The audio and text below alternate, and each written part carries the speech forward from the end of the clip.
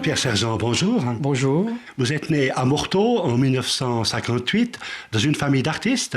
Oh non, pas du tout. Non, pas une famille d'artistes du tout. Que faisaient vos parents alors? Mon père était notaire et mes grands-parents étaient dans l'industrie chocolatière. Tout l'inverse d'une carrière artistique vous attendait. Non, on ne peut pas opposer les choses comme ça. Moi, je vois beaucoup de gens qui arrivent à la cinquantaine, à la soixantaine et qui veulent devenir artistes. Donc, c'est un chemin qu'on rencontre au cours de sa vie. Quand on a besoin de faire de l'art, on le fait. Moi, j'ai commencé enfant parce que je souffrais d'asthme mais je ne pouvais pas beaucoup bouger. Donc, ça a toujours été un monde imaginaire et de grand bonheur, l'art, pour moi. Mais quand votre père a su que vous vouliez devenir artiste? Oui, bah, c'est sûr que c'est un conflit, bien sûr. Mais quand même, hein? Oui, ouais. Mais ce n'est pas seulement le conflit avec les parents, c'est le conflit avec toute la société. On ne vit pas dans les sociétés qui intègrent beaucoup les artistes dans leur paysage culturel. Plus aux États-Unis parce qu'il y a une dimension économique qui n'est pas ressentie en France, en tout cas. Parce que les artistes sont des producteurs de richesse aux États-Unis et un peu moins en Europe.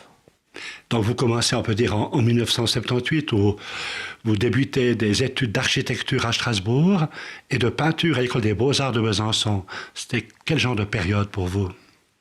C'était une période un peu de révolte, parce que bien sûr, les post-adolescents, qu'on dirait, en veulent à tout le monde, à la société. Et donc, il y a une grande violence dans le travail. Et puis aussi, c'est une période d'apprentissage.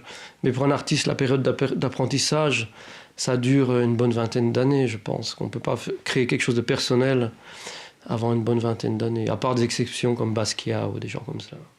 Mais vous aimez la recherche, hein, parce que de 1983 à 1991, vous travaillez l'abstraction géométrique sur panneaux d'Isorel. Expliquez-nous.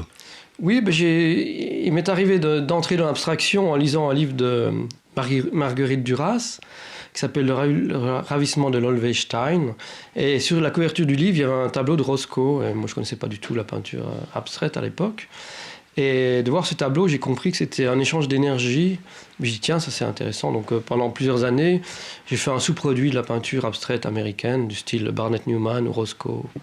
Et j'ai travaillé comme ça en abstraction colorée pendant, 10 à 15 ans.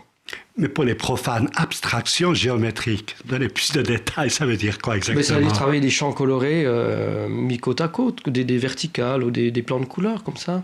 Mais juste de la couleur et de la matière. Et alors, parallèlement, parce qu'on ne vit pas très bien du métier d'artiste, en tout cas pas au début, hein, oui. Une autre passion, on reviendra sur la peinture après, vous élevez des chevaux américains dans le Doubs. Oui, tout à fait. J'ai toujours été un peu passionné par les États-Unis et je me suis lancé dans l'élevage des Appaloosas et des Quarter Horse à Charquemont, dans le Doubs. Donc à la fin, au bout de 10 années, j'avais 17 chevaux, des poulains, des 2 ans, des juments, des étalons, voilà. Et je faisais de l'équitation américaine. Mais c'est quand même la peinture qui vous plaît le plus. Mais je faisais les deux à l'époque. Mais les chevaux, c'est aussi une passion, c'est très intéressant. Et j'ai beaucoup appris d'être en contact avec la nature. On apprend la sexualité direct. Quand les étalons, ça y est, des juments, il n'y a pas de code culturel derrière. C'est vraiment vivant à l'état pur.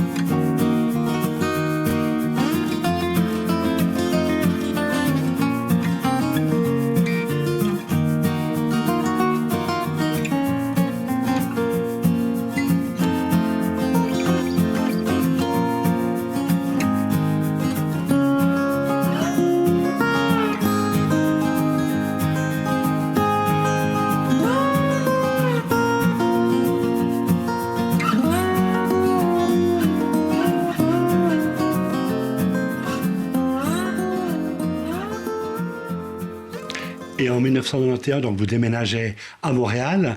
là pour vous consacrer exclusivement à la peinture. Hein. Et là, vous commencez de travailler sur le plexiglas, sur des différents matériaux industriels. Oui. Mais pour moi, c'était un choc, le Canada, parce que déjà, les espaces étaient énormes.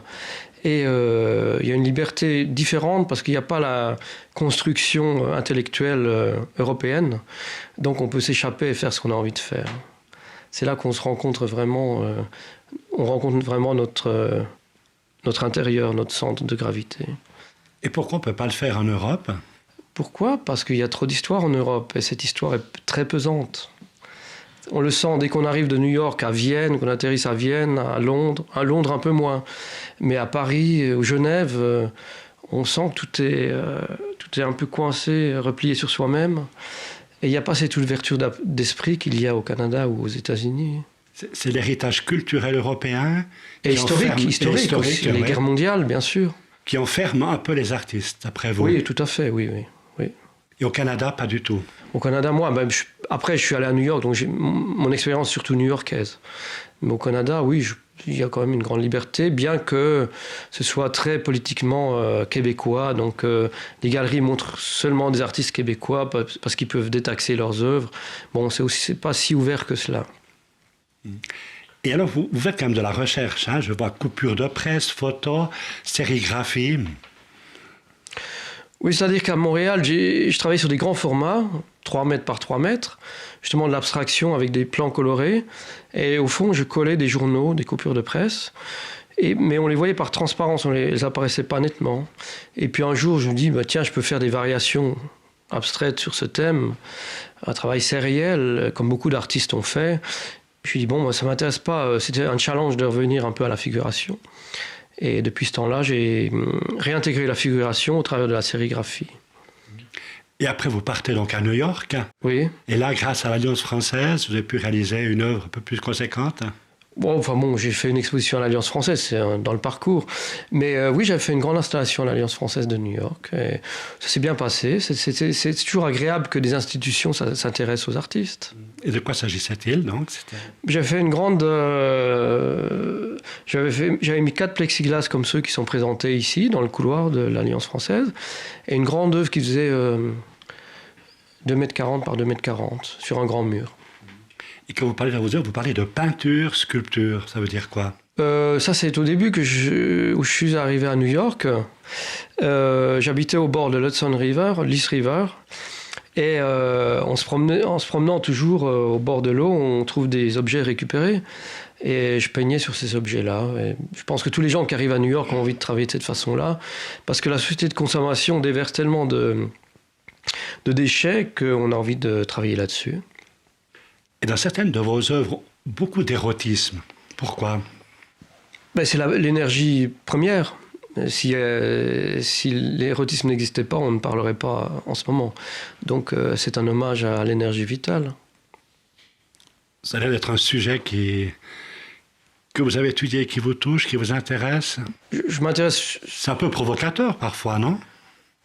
On provoque les gens qui ont envie d'être provoqués. Moi, je ne fais pas un travail provocateur. Je veux dire, plus je travaille sur l'iconographie de manière historique, il y a des images qui sont largement diffusées dans certaines cultures et qui ne sont pas du tout accessibles dans d'autres cultures. Donc, je travaille un peu sur ce melting pot d'images. Et moi, je travaille sur les images qui me saisissent. Et là, je travaille sur les mangas japonais, je trouve que c'est une liberté sexuelle énorme, bien que ça prouve que les Japonais sont quand même très frustrés sexuellement, parce que la société est très pyramidale et très contraignante. Oh, justement, vous passez quand même d'un style d'œuvre assez différente. Hein? Actuellement, ici au Moulin de Beauvais, vous exposez là quelques œuvres qui sont beaucoup de lignes, des choses très carrées. Oui. C'est en contraste avec d'autres de vos œuvres. Non, j'utilise toujours le carré, c'est le format de départ, le carré. Pourquoi? Je fais des immenses installations murales. Donc ces plexiglas que vous voyez, là il y en a 5, mais dans mon atelier j'en mets 18 ensemble l'un à côté de l'autre. Et donc ça fonctionne différemment, ça peut fonctionner de manière individuelle ou collective, voilà. Et c'est mon grand plaisir de faire des grandes installations sur des grands murs. À Ornans, j'avais fait une installation qui faisait 8,40 m de long par 3,15 m de haut. Mais par contre, le tableau là qui est derrière vous, c'est tout autre chose, ou bien? Ben, ça, c'est le travail que je fais sur papier avant d'imprimer sur plexiglas. Pour vérifier si toutes les couleurs sont OK. Et j'accumule les images les unes au-dessus des autres.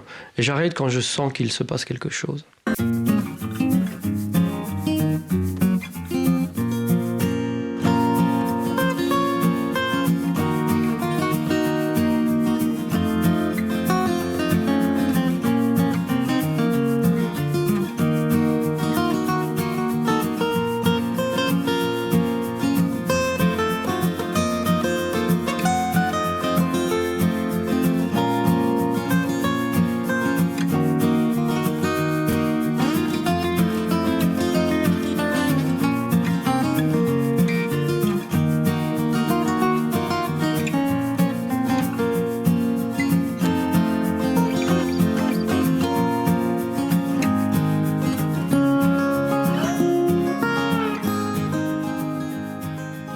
Quand on voit vos œuvres d'aujourd'hui, en tout cas, Oui.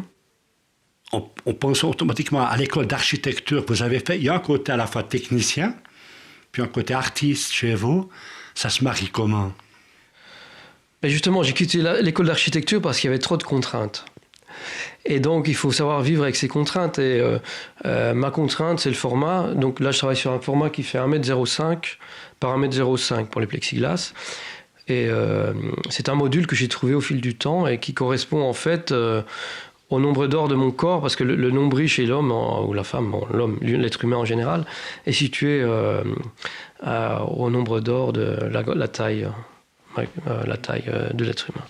Et un jour, je me demande, mais pourquoi je travaille sur 1,05 m? En fait, je me sens à l'aise dans ce format-là. Donc je travaille de manière organique, disons. Comme les fourmis construisent des fourmilières, moi je construis des peintures. C'est pas plus compliqué que cela. Ce que vous avez appris à l'école d'architecture, vous avez complètement rejeté ou ça vous est toujours utile? Non, ça m'a servi. C'est pour ça que les gens disent je m'ennuie un peu dans ces écoles, mais tout ce qu'on apprend dans la vie, que ce soit lever des chevaux, traire des chèvres, ou couper du bois, ou peu importe, on apprend toujours quelque chose. Et ça sert au bout du compte, hein, bien sûr. Non, je ne rejette pas. J'ai rejeté l'école en tant qu'institution qui me demandait de construire des buildings avec des portes qui faisaient 90 cm, parce que ce n'est pas ce que je voulais faire. Et je trouve plus de liberté dans la démarche artistique, bien sûr. Et vous travaillez ainsi, il y a une recherche intérieure, c'est là que vous parlez du nombril, vous tournez là autour du chiffre d'or et d'autres choses comme ça? Bon, c'est juste un exemple. Non, pas du tout. Je suis plus intéressé par les cultures d'Inde ou les cultures latino-américaines. J'ai beaucoup travaillé sur les Mayas, les Aztèques. Ce sont mes principales lectures. Bah, ils n'ont pas peu écrit, mais il y a beaucoup de voyageurs qui sont passés dans ces pays-là. Et je m'intéresse beaucoup à la philosophie indienne, au zen japonais également. Oui, tout ce qui m'ouvre un peu l'esprit, ou aux aborigènes d'Australie, bien sûr. Quels sont les plus beaux compliments que peuvent faire les gens qui regardent ou qui achètent vos tableaux? Qu'est-ce qui les attire? Qu'est-ce qui vous fait plaisir d'entendre? En général, ceux qui ont déjà une petite expérience,